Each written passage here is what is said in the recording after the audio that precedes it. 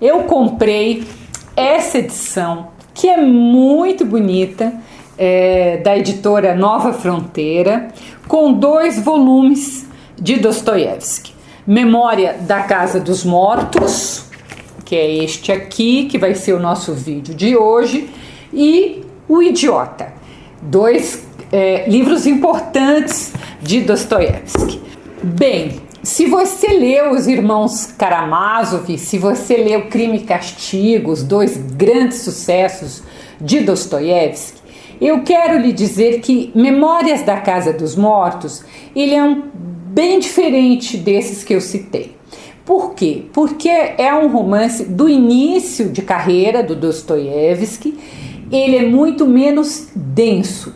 Mas não se engane, porque Memórias da Casa dos Mortos é importantíssimo na trajetória do escritor e que já traz o embrião de outros personagens seus que ficariam famosos nesses livros que eu citei. E é isso que nós vamos entender no vídeo de hoje, o que é Memórias da Casa dos Mortos na obra de Dostoiévski. Primeiro, vamos lembrar que Fyodor Dostoiévski nasceu em 1821, quando a Rússia ainda era o Império Russo, da época lá dos czares. E o Dostoiévski, ele acaba entrando para a militância política, ele era um tipo de jornalista, né? E ele foi envolvido na conspiração que pretendia assassinar o czar russo Nicolau I. Preso em 1849, com apenas 28 anos, Dostoiévski foi condenado à morte. E só no último segundo, quando ele já estava ali para ser fuzilado, é que chegou a anistia do czar. Então, aí ele é levado preso para trabalhos forçados na Sibéria, onde ele ficou preso ali por 4 anos em um presídio, né? E depois, mesmo saindo do presídio, ainda teve que prestar serviço militar, era obrigatório, não tinha como escapar. Memórias da Casa dos Mortos é o relato, claro, dessa experiência no presídio da Sibéria. O escritor, ele vai optar por criar um personagem chamado Alexandre Petrovich, que na introdução do romance é dito que ele era da nobreza russa, que tinha assassinado a mulher e por isso havia sido preso, e que depois de ter saído da prisão, ele dava aulas na Sibéria, e que esse personagem, ao morrer ainda na Sibéria, ele deixou um caderno manuscrito contando sobre os 10 anos que ele passou no presídio. Então, diferente do Dostoiévski, o personagem passou 10 anos. Claro que Dostoiévski, que tinha acabado de sair da prisão, não ia escrever sobre ele próprio, né, com o seu próprio nome de preso. Até talvez com medo de alguma perseguição política. Mas claro que o personagem vai enxergar o presídio, os companheiros, os outros presos, pelos olhos do que viu e sentiu o escritor. E para isso a narrativa será em primeira pessoa. Então, logo que ele chega ali no presídio, e nem a gente nunca imagina, né? A gente que não vai para um presídio, quanto mais um presídio na Sibéria, a gente não imagina o que seja. Então, quando ele vê aquelas condições tão precárias em que viviam aqueles homens, o Petrovich diz e repete que a prisão é um mundo inverossímil, com toda a carga que essa palavra tem. Era difícil para ele acreditar que existisse no planeta aquele ambiente, aquele lugar.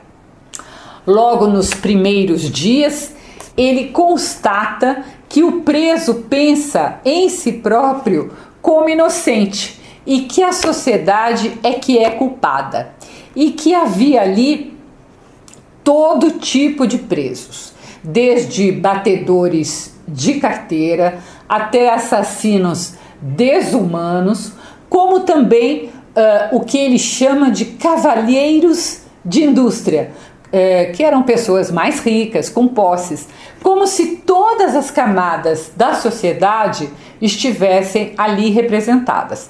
Tem uma discussão, está representado ou são os criminosos de diversas camadas que estão representados? Bom, não importa.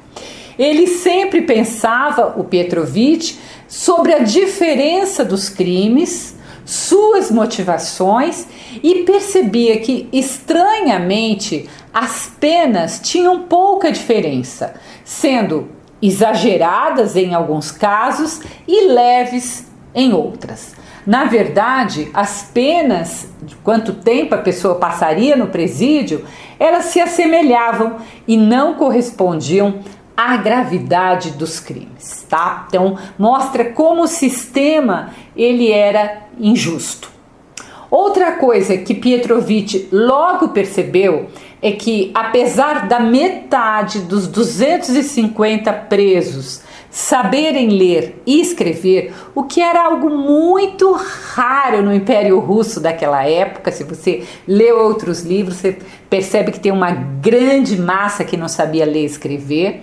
Ele percebe que ele, como intelectual e de uma classe mais alta, ele era visto com reserva pela maioria dos presos, que eram servos, e que jamais eles o aceitariam como igual.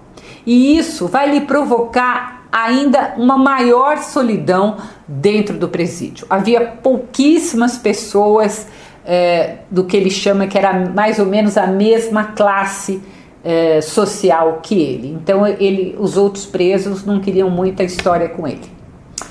Os presos que conseguiam ou tinham dinheiro de alguma forma dentro do presídio, eles conseguiam comprar comida extra e não comer a fraca e suja sopa das refeições que o nosso personagem fica completamente enojado quando a vê da primeira vez. O contrabando de bebidas também era grande e claro que isso tem a ver com a cultura do russo, que bebe muito, né? Na literatura russa você vê isso com frequência. Era até comum os presos ali do presídio ficarem bêbados e brigarem entre si, apesar da bebida ser proibida. O escritor diz, abre aspas, entre os russos, em todas as partes, se acolhe o bêbado com uma certa simpatia. No presídio quase lhe prestavam homenagem. Fecha aspas. Claro, né? Se era proibido, como aquele preso conseguia, tudo era uma coisa que impressionava. Logo também ele aprendeu que no presídio não se podia mostrar o que se sentia, ou se mostrar fraco.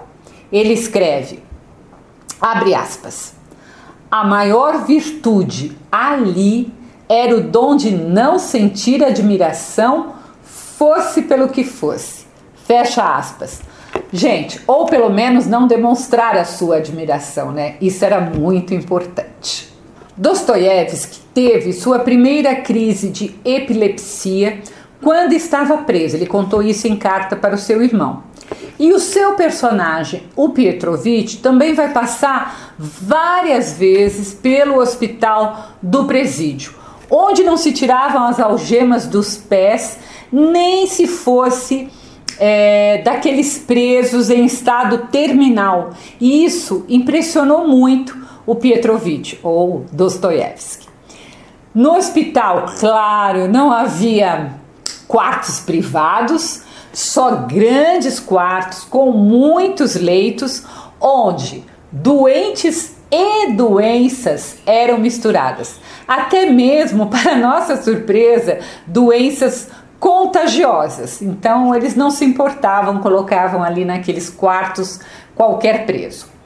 Era comum também que o hospital, o quarto, recebesse Os presos, claro, não apenas os doentes, mas também os que tinham levado muitas vergastadas como castigo. Chamava-se vergastada porque os presos apanhavam com uma verga. Verga é uma espécie de vara usada para açoitar. Então, o que acontecia? Comumente, os presos não aguentavam as milhares de vergastadas, eram milhares mesmo, 1.000, 2.000, 3.000, 4.000, que lhes eram impostas como castigo. E então eles poderiam morrer ali durante as vergastadas. Então tinha um médico, o médico dizia: para, agora já deu. E então era comum dividir o castigo em 2 ou 3 vezes. O preso levava uma primeira parte de vergastadas, então ele ia para o hospital, ele se restabelecia.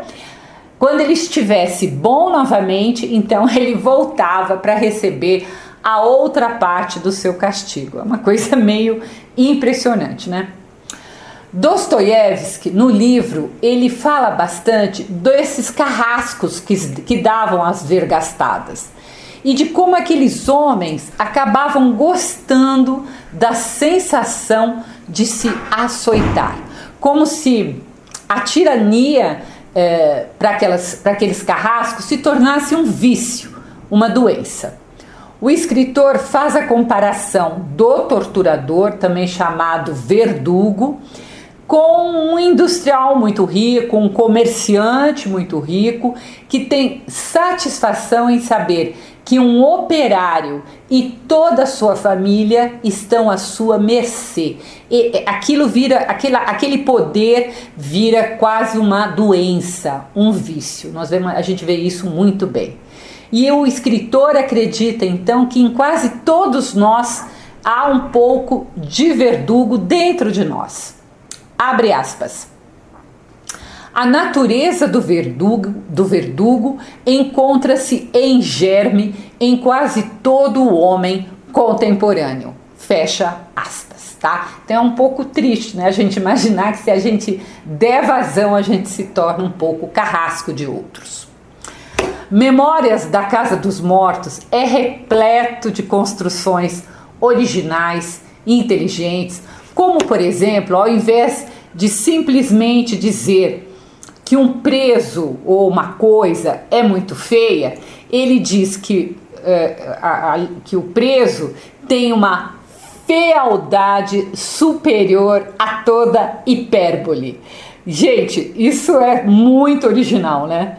E também é uma narrativa com bastante descrição de cenários, cenas, de personagens, para que nós, leitores, né, que não conhecemos um presídio ou não conhecemos um presídio horroroso daquela época na Sibéria, nem seus ocupantes, tivéssemos a exata noção daquilo que ele estava narrando.